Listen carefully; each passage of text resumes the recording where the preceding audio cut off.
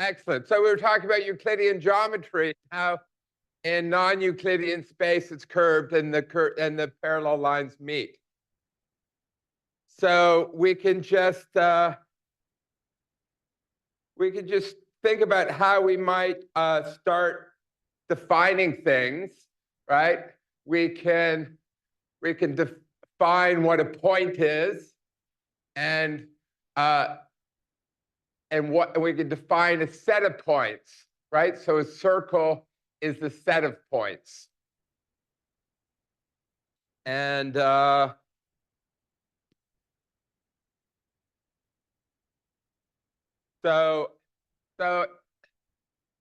we can have various symbols like A is contained in, right? That's the contained in symbol, which says that A, which is some point in the circle, is contained in the circle. But M, which is the middle of the circle, is not contained in the circle, right? It's an important point, but it's not in the circle. Yeah? Yeah.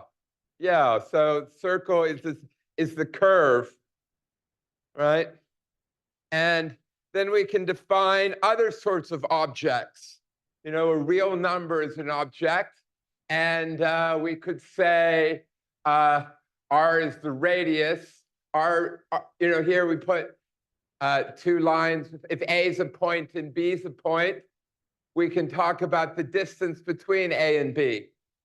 Right? So we're talking about relations between objects. And so remember, alpha took in objects as input and returned true, false. So this is like an alpha. It takes in 2 points and maybe a real number and tells you yes or no, these 2 points have this distance. Or maybe instead it could be a function, like we had the function f, where you give it 2 points and it returns the object, which is the distance between them, right? And then relations, of course, have these various operations. And all right, so you know, what does this say?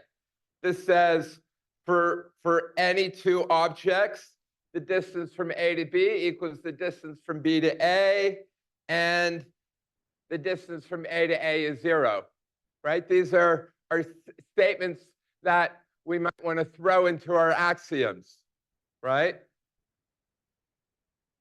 I mean, we don't know they're true until we define them, right? Because there certainly are universes. For example, if you define distance to be the amount of effort it takes to get from A to B, and B's uphill, right? Then it takes more effort to go up than to go down, right? And so here we want to be able to say, hey, point A is in the circle centered at M with radius R, right? So, all right, so how we might say that? Here's a very easy way of saying it, right? All we have to say is that the distance between A and M is R, right? Everybody get that? I mean, you can't get much easier than that, right? So this is just saying how we might define right? This is sort of a predicate. It says given an object which is a point, and M which is a point, and R which is a distance, we want to say A is in the circle with center M and radius R, and we can just simply say here this is sort of outside the relationship, outside the proof system, and it says, hey, it has this property, right? Or we could say this is the difference. This is outside the proof system. This is sort of inside the proof system. We could have the axiom that says this relation is true if and only if the distance between A and M is R, right?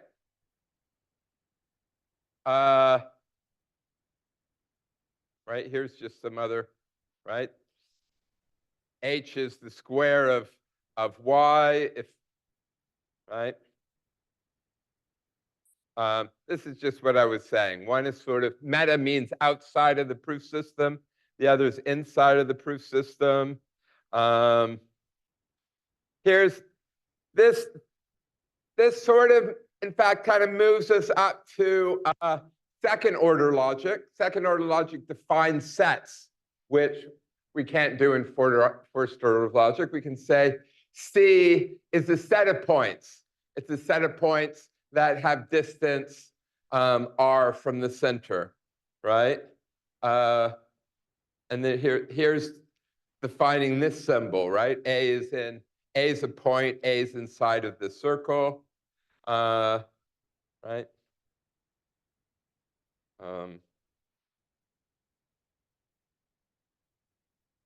Oh, so here we're going to add quantifiers, right? What quantifiers do we want to say? C is a circle if what?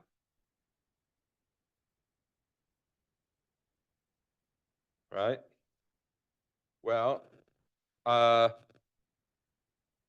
here we go. C is the circle if there exists a center and there exists the radius such that for every point, the points in the circle, if and only if it has this distance, right? This says that C is a circle, right? Everybody kind of buy that? The circle if it has a center and a radius.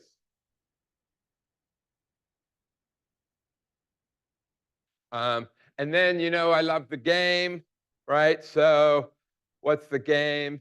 Is somebody sees a free variable, right? See, we're given C and we want to know, C is not quantified, right? So we want to say, is it true for C or not? So somebody gives us a C, and then we want to prove that it's a circle. So we have to give the M and the R, and then the adversary wants to prove that C is not a circle with center M and radius R, right? So it gives us some point, and we say, yeah, look at either A is not in the circle and they're not equal, right? Or it's in the circle and the distance is right. The distance is right. Everybody good? Right? All right, so there are various great theorems in geometry, and one is called, what is it called? It's called the triangle inequality, right? It says, you give me any 3 points, and you can sort of see the distance between A and B, plus the distance between B and C, has got to be greater or equal to the distance from A to C. Right? Everybody buy that? Right? If I go from home directly to work, it's going to be shorter or equal to the distance if I go to the coffee shop and then go to work. Right? So, yep, that's kind of what I just said. All right. So now you might want to say, any ideas about how to say that 3 points are in a straight line?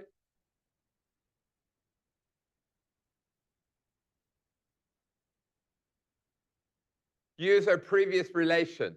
Use our triangle inequality kind of thing. What's true about points in a straight line with respect to the triangle inequality?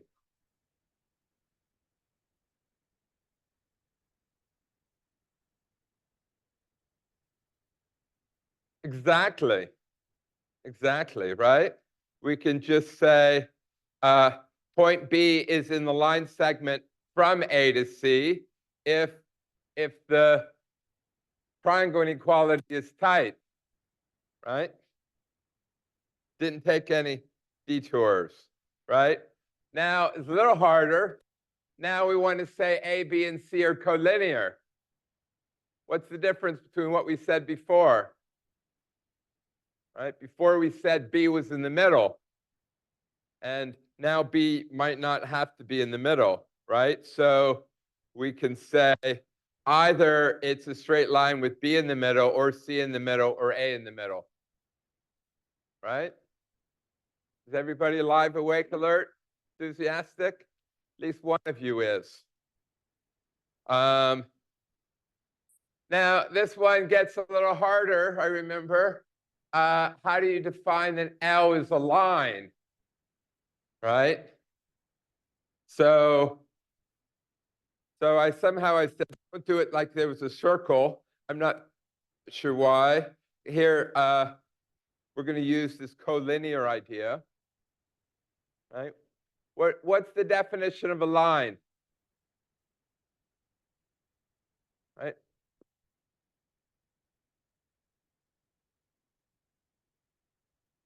Exactly. Exactly. We want to say here,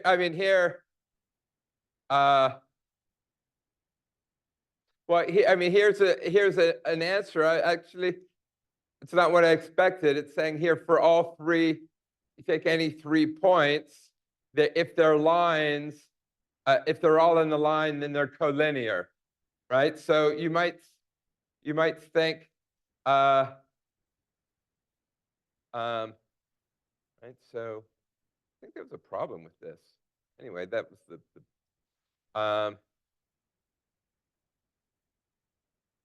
so the problem with this definition, right? I knew there was a problem, right? Here's a set.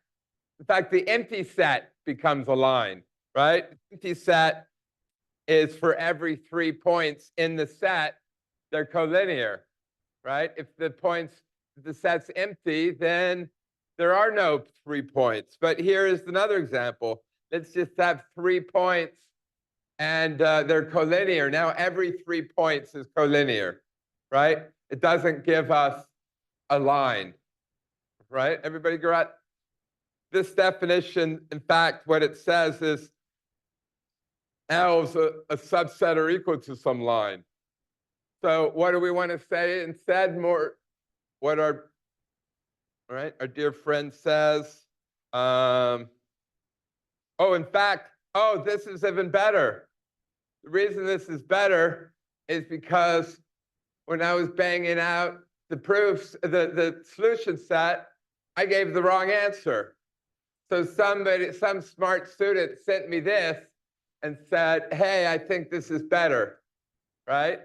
And it says there exist 2 points, and the 2 points are not equal, and the 2 points are in the line, and every other point that's collinear with those 2 points is in the line, right? It's an if and only if. A point's only in the line if it's collinear with this A and B, right? That seems better, right? Because it says it fills the set out. You start with 2 points, and then you put everybody in that's in the same line. Right? Are people good? Right, so how do we play the game? I think you know this already, right? Somebody has a line, and we want to test to see whether or not it's a line. How do we test it's a line? Well, we have to construct 2 points A and B, and then the adversary gives us some point C, and we prove that if point C is collinear with A and B, then it's in the line, and if it's in the line, then it's collinear with A, B, and C, right? How are people doing with this? Is this like obvious to everybody, or is it a nice, gentle look at how to use logic, right?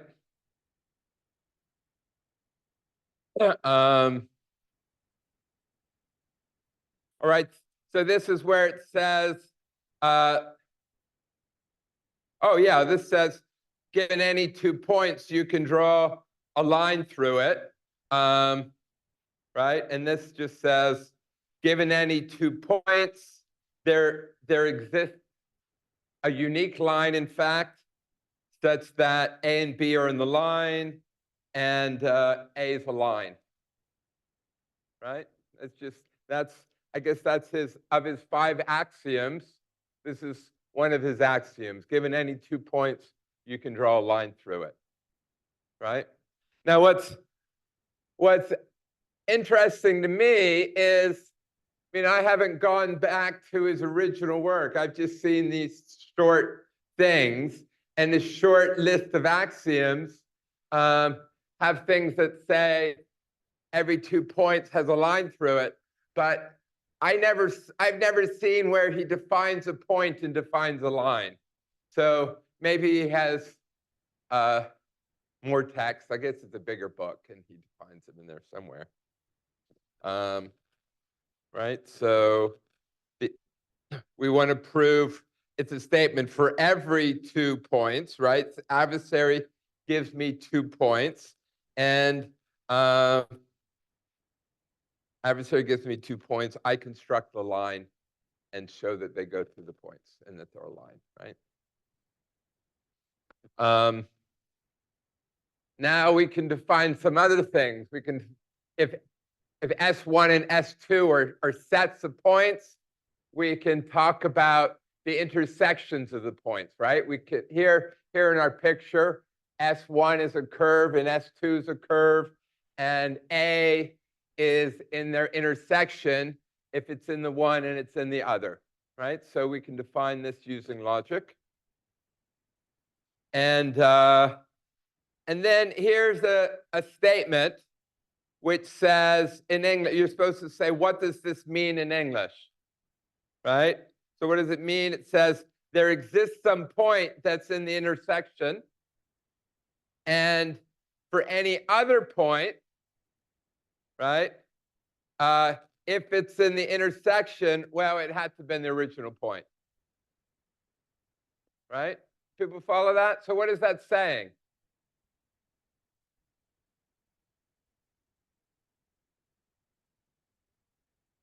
Right? So how would you say, well, it says, first off, says that there is a point in the intersection, right? So it says the points to intersect, right? What about this top picture? Is this statement true for that top picture? Does there exist the point where they intersect? Yes. What about the other point? You give me any other point, and if it's in the intersection, then it's got to be our first point. Is that true? Because there's a second point, right? Here, this is not true, because here, does there exist the point A that's in an intersection? Yes. But here, the adversary could give me the second point, right? Here's the second point, and it's in the intersection, but it's not A, right? So what does this say? This says there's a unique point, right? And we want to generalize it. Here I have a 1 there. So they intersect at 1 point. And here I'll put an I to say they intersect at I points, right? How do you say they intersect at 3 points? Well, there's a point A, point B, and a point C that are different, and they're all of them are in the intersection. And you give me any other point, if it's in the intersection, it has to be one of these 3, right? Everybody buy this? Right? So now, what is this state?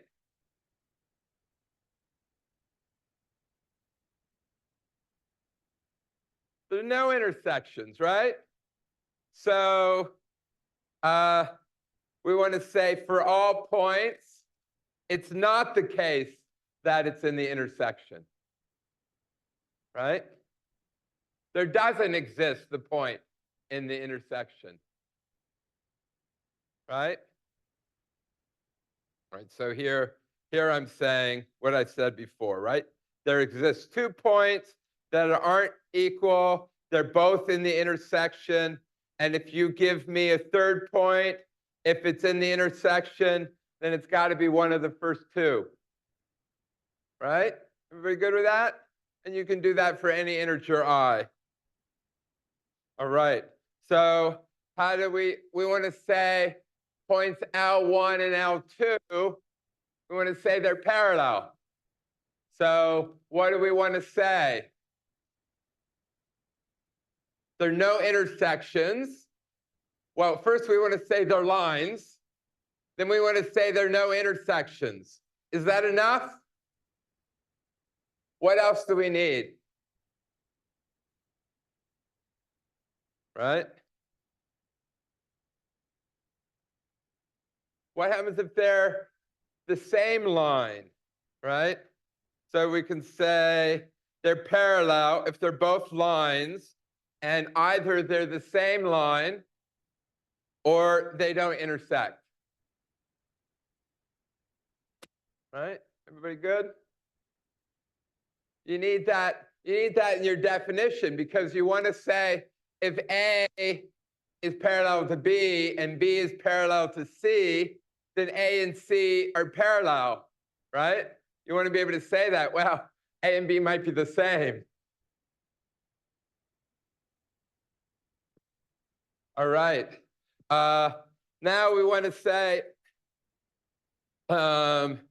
non-parallel lines intersect in one place, right? We want to say you give me any 2 lines. If they're lines and they're not parallel, then they intersect in one place, right? We can build up our logic. Is this reasonable? Right? So then what Euclid was trying to do is he started with 5 axioms, and from those 5 axioms he used proof systems, which he also had to make up because he was the first one doing it, right?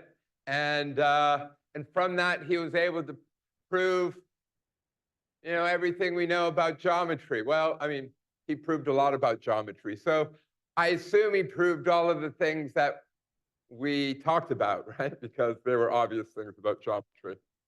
And I told you that this guy, when the parallel lines never meet, was a less obvious guy, right? So, I said hundreds of proofs, 28 proofs that they were. So what are they proving? They're proving, starting from the first 4 axioms, they're proving the 5th axiom, right? And how do we know that their proofs were wrong?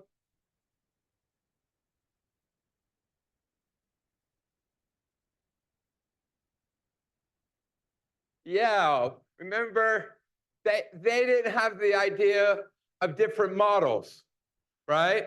They thought God created the universe. We only have one universe, right? And to be valid, no one's giving us any chalk today.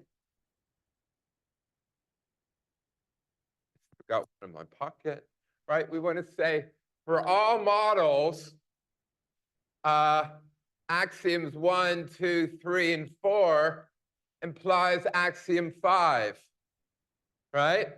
That's what they were. Well, that's what they weren't doing. This, they were trying to prove that in our proof system, 1, 2, and 3, and 4 implies 5, but what you might note is that this says whenever 1, 2, 3, and 4 are true, then 5 is true, right? You want your proof system to be that if you prove it, it's true not just in our universe, right? It's true in any universe in which 1, 2, 3, and 4 are true, right? You want 5 to be true. And so take the universe, which is the Earth, and you have points on the Earth, and then you have to define it what a line is, right? In fact, I'm not quite sure why, but the definitions I've seen, they define a point to be, well, I know why. Define a point to be 2 points on opposite sides of the Earth, all right? So that's what a point is. You can define a point to be whatever you want, right? So let's have it be 2 opposite points. And then what's a line? A line is a circle of, biggest, right? If you take the plane, it goes through the center, right? A line cuts it versus a little circle, right? And then if you take any 2 of these lines, well, where do they intersect? Well, they intersect on the Earth in 2 places, but we define that to be 1 point. So they intersect at 1 point, right? And then you have, that's the nice proof system, right? Right, so that gives you any 2. Anyway, right, so non-Euclidean geometry, the first 4 axioms are true, but the 5th axiom is not true. All right, how are people doing with this? Oh yeah, what? Right. Oh, really? Good. Good. I was torn between thinking, oh, this would all be too easy, and too easy would be okay because it's Monday morning and we're trying to work up, right? I guess what I'm trying to do here partly is to help motivate what we're doing, right? You think, well, when do you use logic? And we say, well, it's everywhere in the world. Well, Euclid started with these axioms that you believe is true, right? Write down axioms that you believe are true about your company, and then what else follows. All right, so right, so how many places, you're given 2 circles, right? How many places can they intersect? How many places can 2 circles intersect? Well, if they're the same, but then we're going to say they're 2 circles again, right? Right, so that's, if they're not the same, well, actually, there's a good question. Can they intersect in an infinite number of places and not be the same?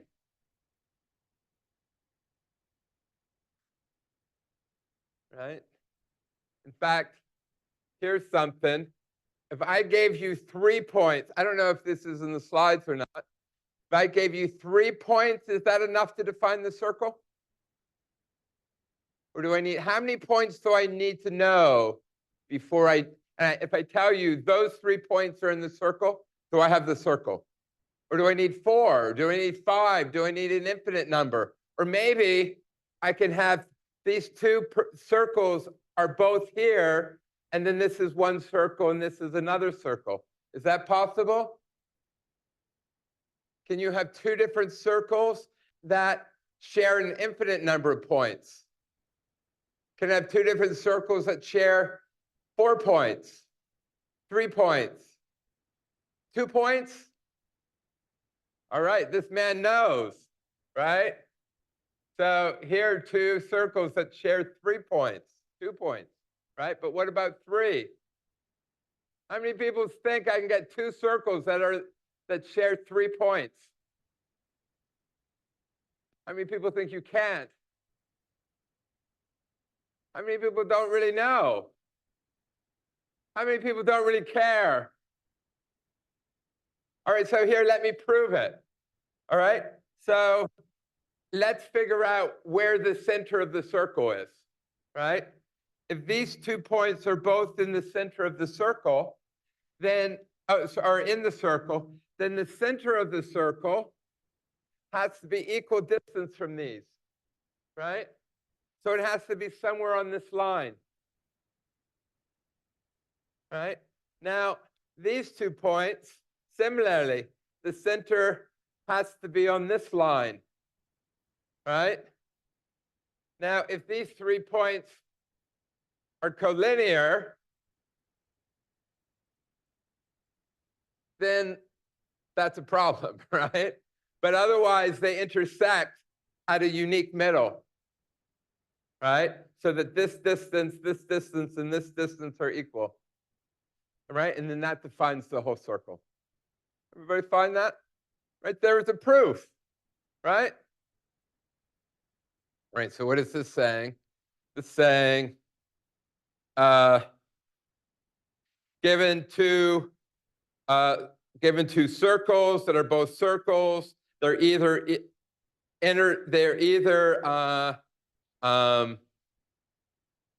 the same circle, or they intersect nowhere, or they intersect in 1 point, or they intersect in 2 points.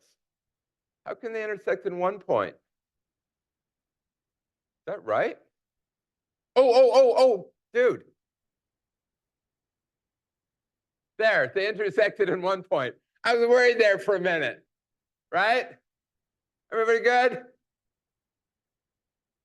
All right.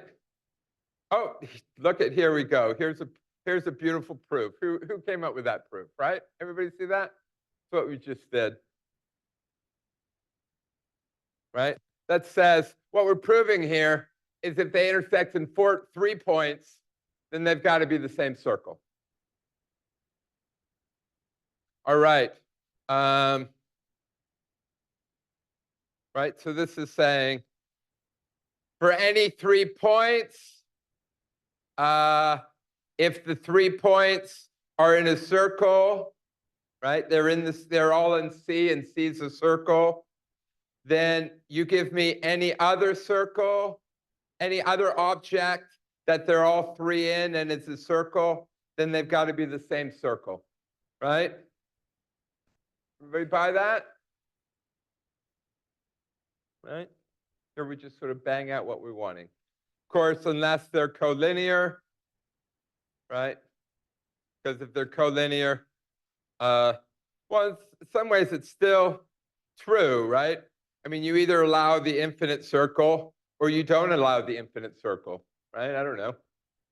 If you don't allow the infinite circle, then, then there doesn't exist a circle that they're all in, right? So that's not true, right? 3 collinear points, there doesn't exist a circle if it's infinite. All right. Answer uniqueness claimed in 17, right? 16 states that any 2 circles, they're equal, they intersect in 3 places. If 2 circles share 3 points, then A is false, hence, right? I guess that's it. That's just sort of proving what we said before. People kind of follow that, right? We want to say, argue your answer for 16 proves the uniqueness claimed in 17, right? What does it say? It says if you have 2 circles, either they're equal or you have all this stuff here, right? So how do you know that? Well, if they have more points, then they're the same circle.